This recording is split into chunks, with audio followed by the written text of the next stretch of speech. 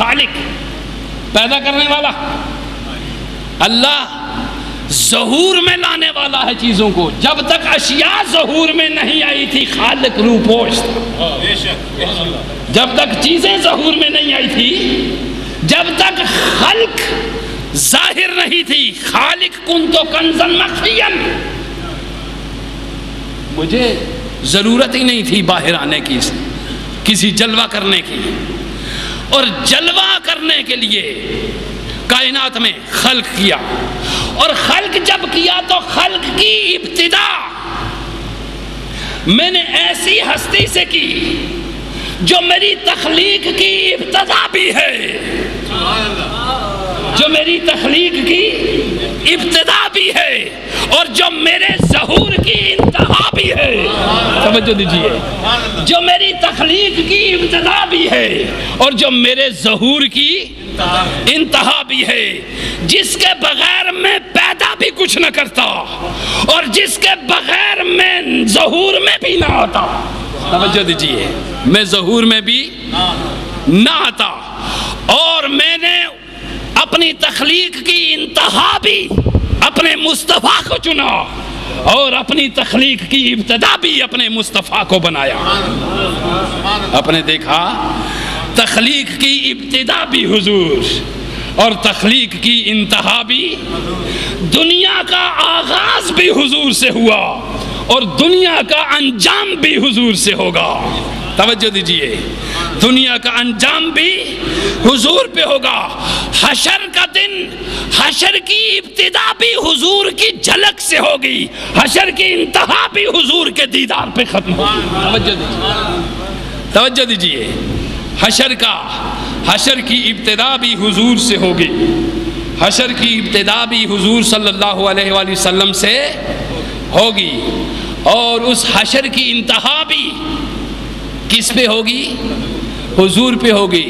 چونکہ کوئی اس وقت تک جنت میں نہیں جا سکے گا جب تک مصطفیٰ آغاز نہ کریں گے، جب تک حضور آغاز نہ کریں گے۔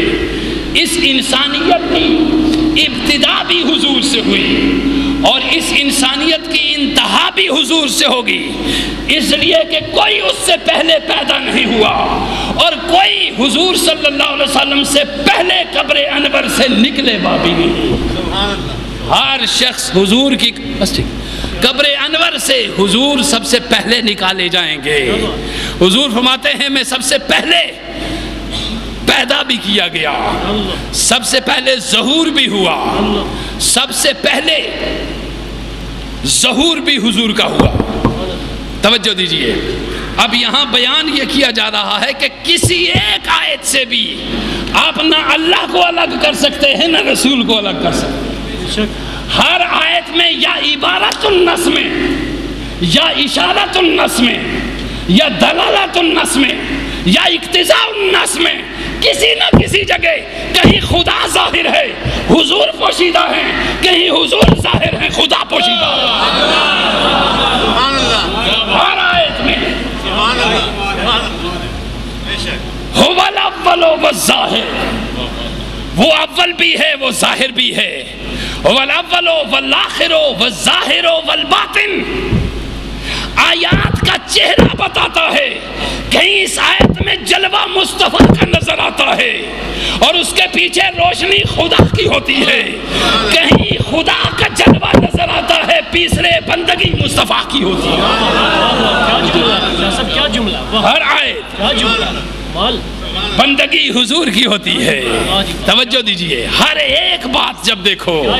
جس آیت کو دیکھو، اس میں کہیں عبد نظر آتا ہے کہیں معبود نظر آتا ہے، کہیں عبد نظر آتا ہے کہیں معبود نظر آتا ہے۔ جب عبد پوشیدہ ہوتا ہے تو معبود ظاہر ہوتا ہے، جب معبود پوشیدہ ہوتا ہے تو عبد ظاہر ہوتا ہے، عبد ظاہر ہوتا ہے۔ توجہ دیجئے، فرمایا جب میں پوشیدہ ہوتا ہوں میری تجلیات مصطفیٰ میں ظاہر ہوتی ہے، چونکہ وہ میری ذات کا مظہر ہے، میرا حبیب میری ذات کا مظہر ہے۔ جب میں پوشیدہ ہوں میری ذات کا ظہور میرے حبیب سے ہوتا ہے۔ میری ذات کا ظہور میرے حبیب سے ہوتا ہے،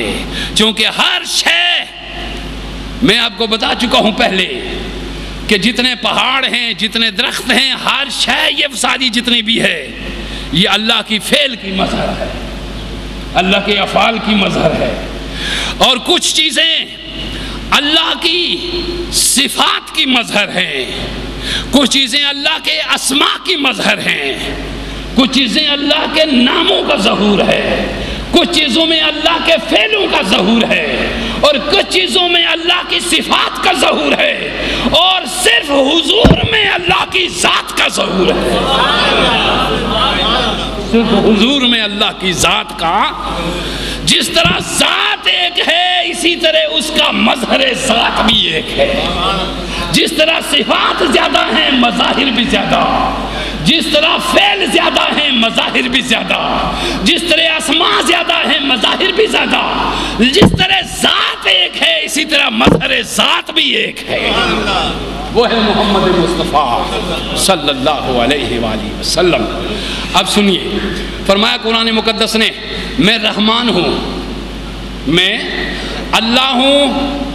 اور اپنا ظہور اپنی خالقیت سے کرتا ہوں، میرا اللہ ہونا ظاہر ہوگا میری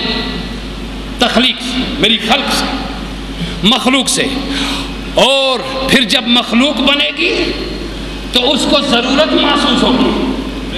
مخلوق ہوگی تو اس کو حاجات ہوں گی، اس کو ضرورت محسوس ہوں گی، ان کی ضروریات کو پورا کرنے کے لیے میں رب ہوں، ان کی ضروریات کو پورا کرنے کے لیے میں،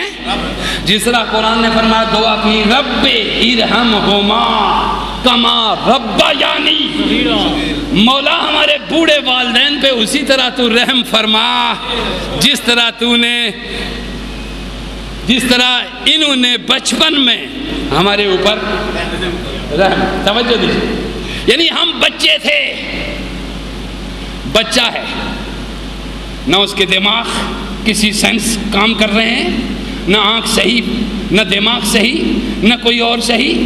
کوئی ایک شے بھی اس کی صحیح نہیں، اس کے لیے والدین رب بن گئے، اس کے لیے والدین کیا بن گئے؟ رب بن گئے، اس کے لیے ربوبیت کا اظہار ہونے لگا کہ رب پالنے والے کو کہتے ہیں۔ اب پالنا صرف سٹامک میں معدے میں چیز ڈالنا نہیں ہے، اب دیکھیں کہ پالنے کے کیا معنی ہے، کتنی رسپانسبلٹی، کتنی ذمہ داری، اور کتنی ذمہ داریاں ہیں پالنے کی۔ آپ نے دیکھا تو رب کیا کس کو کہا؟ پالنے والے کو بھی، نگہبانی کرنے والے کو بھی، نگرانی کرنے والے کو بھی، ضروریات کے پورا کرنے والے کو بھی، وہ کیا ہو گیا؟ رب۔ فرما الحمدللہ، ہم ساری تعریفیں سر جھکاتے ہیں اس ذات کے سامنے جو اللہ ہے، خالق بھی ہے، اللہ ہے اور خالق بھی ہے، اور پھر خالق ہونے کے ساتھ ہماری ضروریات کو پورا کرنے کے لیے وہ رب بھی ہے، ہماری ضروریات کو پورا کرنے کے لیے وہ۔ اب اگر آپ قرآن کو پوری توجہ سے دیکھیں گے، آپ کی ضرورت پیدا کرنے کے پوری کرنے کے لیے ہی اس نے سارا نظام کائنات تخلیق کیا، آپ کی ضرورت پیدا کرنے کے لیے اس نے سورج میں گرمی پیدا کی، کوئی معمولی بات نہیں ہے کہ تیری ضرورت کیسی ہے او بندے، آپ کی ضرورت کو پورا کرنے کے لیے اس نے سورج کے اندر حرارت پیدا کی، آپ کی ضرورت کو پورا کرنے کے لیے اس نے چاند کے اندر مد و جزر کی کیفیت پیدا کی، آپ کی ضرورت کو پورا کرنے کے لیے اس نے سورج کی روشنیوں سے پھلوں میں ذائقے بنائے، اس میں رنگ بھرے، پھولوں میں رنگ بھرے، پھلوں میں ذائقے بنائے، آپ کی ضرورت کو پورا کرنے کے لیے،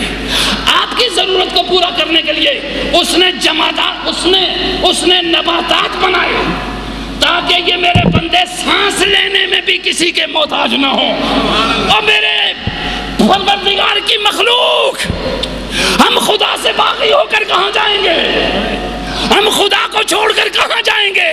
کوئی کونا، کوئی گوشہ، کوئی کھدڑا، کوئی بلندی، کوئی پستی، کوئی ذرہ ایسا مجھے بتا دو جہاں خدا سے چھپ کے چلے جائیں گے۔